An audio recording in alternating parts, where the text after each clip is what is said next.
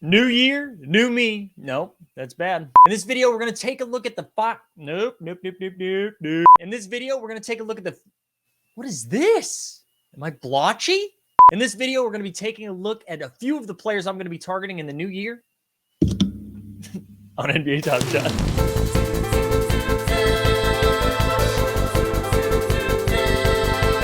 In 2022, the player I'm most excited to follow along with is San Antonio Spurs' Dejounte Murray. Dejounte Murray is currently averaging 17, 8, and 8. That's almost a Russell Westbrook without having players box out so he could get rebounds. Dejounte has single-handedly kept the San Antonio Spurs relevant.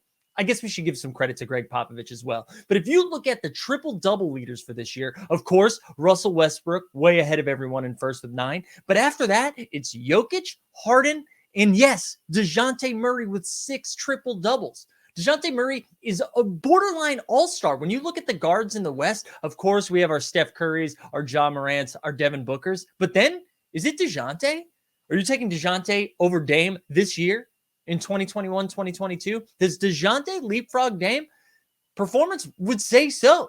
At the beginning of the year, there were rumors everywhere that Ben Simmons, currently held captive by Daryl Morey and the Philadelphia 76ers, was going to get traded to San Antonio for Dejounte Murray and some stuff. And at the time, it probably seemed like Philadelphia wasn't getting enough back. But right now, if Morey picks up his NFT phone and calls the Spurs, I think they're hanging up. At this point, give me Dejounte Murray over Ben Simmons. He provides way more offensively and is still a top-tier defending guard. Sure, Ben Simmons has the lean on the defensive end, but you're getting way more from Dejounte than you are from Ben Simmons right now. And the dude's only 25. He's still got room to grow. Dejounte Murray currently has 7 moments on NBA Top Shot with his Top Shot debut right here at $103.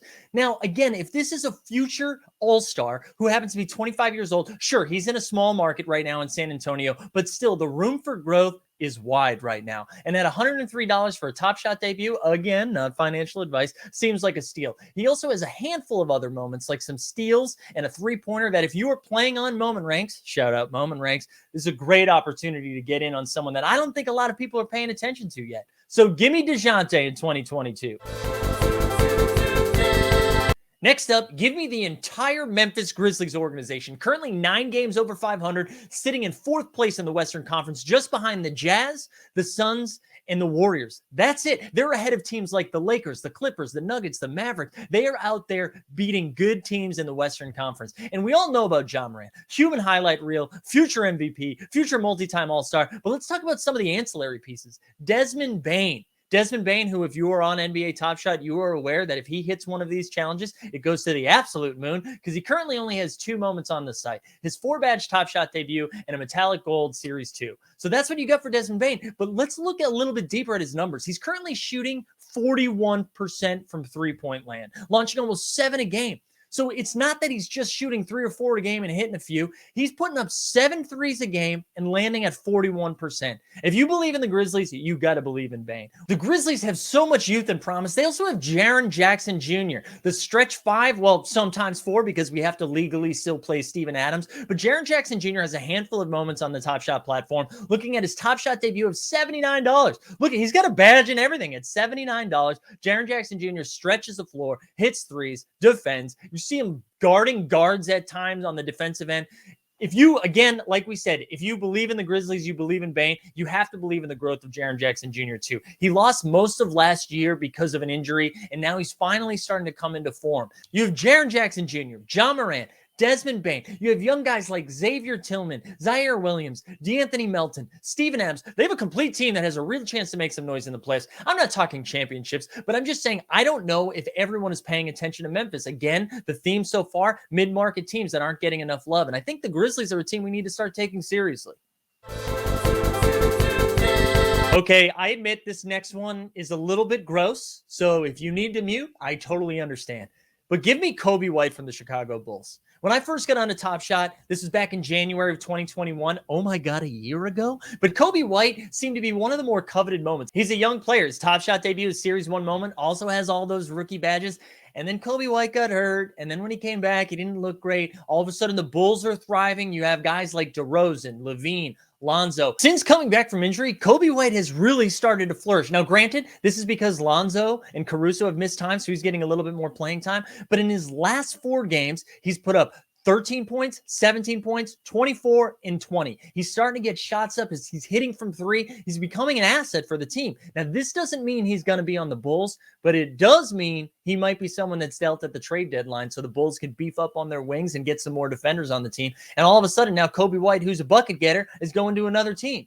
So Kobe White is going to be someone I'm going to continue to pay attention to, whether he's on the Bulls or on another team. Hey, if he's on the Bulls and he's someone that comes off the bench, heat check guy on a potential championship team, yeah, give me a piece of that. And if he gets traded, all of a sudden, I don't know, is he in fresh threads? Shout out Austin Kent one time. But look at this. Here's what we got for Kobe White. His Top Shot debut, his Series 1 moment on NBA Top Shot, $77 for all those badges. I remember when I got here, that was like pumped up over $400 or $500. You can even get some cheap exposure with the Series 2 moments with a $6, a $4. Let's keep looking, right? He's got an NGLE. There's just a lot of Kobe White exposure that I'm a little bit interested in.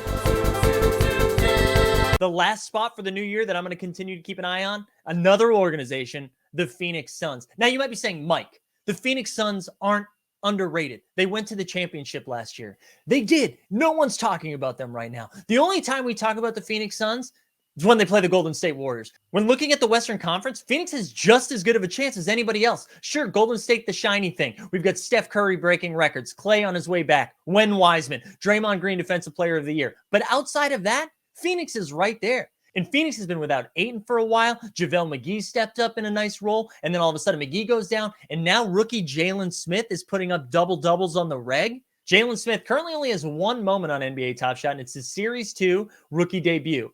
Now, Jalen Smith is an interesting piece because I don't see the Phoenix Suns featuring him long-term because they have DeAndre Ayton. What we saw from DeAndre Ayton in the playoffs last year, the way that he can do it on both ends, both defensively and then be a great pick-and-roll guy as his hands get a little bit softer, they're not going to make a move on Jalen Smith to make him the premier center. They also have JaVale McGee, who we mentioned, as their backup big, who's done great in a backup role. He's a great 15 to 18-minute guy. But this showcase of Jalen Smith, does it allow Phoenix to move him before the break? I'm sure Phoenix, as they see Klay Thompson come back, again, maybe Wiseman, Golden State become a full team. I don't know. Are they going to look to make one more move to get a little bit deeper before the playoff run? Maybe they want another wing. Maybe to beef up a backup big. Maybe to get another point guard. Who knows? But if Phoenix is going to make a move, Jalen Smith could be a very interesting piece. And again, he only has one moment. Do you like those badges? I get it. It's probably appropriately priced at this time because it serves as a Series 2 bottleneck for the Phoenix Suns. So I'm not saying go wild out on some Jalen Smith, but he's definitely someone I'm going to pay attention to in the new year, whether it's on the Phoenix Suns as a backup big or if he gets moved to a new team.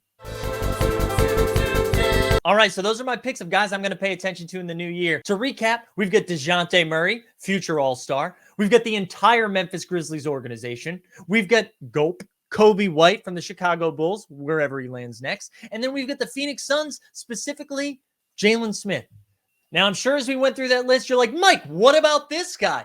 Well, take a moment and let us know in the comments who you're going to be paying attention to in the new year. Thanks again for tuning in to Team Hold. Make sure you like, subscribe, and do all the other fun stuff that makes us famous.